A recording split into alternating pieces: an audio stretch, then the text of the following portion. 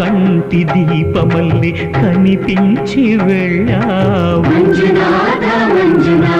సుజ్ఞాన జ్యోతులను వెలిగించి కరుణించావు దేవుడు జీవుడు ఒక్కడే ధర్మము మర్మము ఒక్కడే హరుడొక్కడే శంకర శంకర హర హర శంకర ముర హర భవ హర శశిధర శుభకర జయ జయ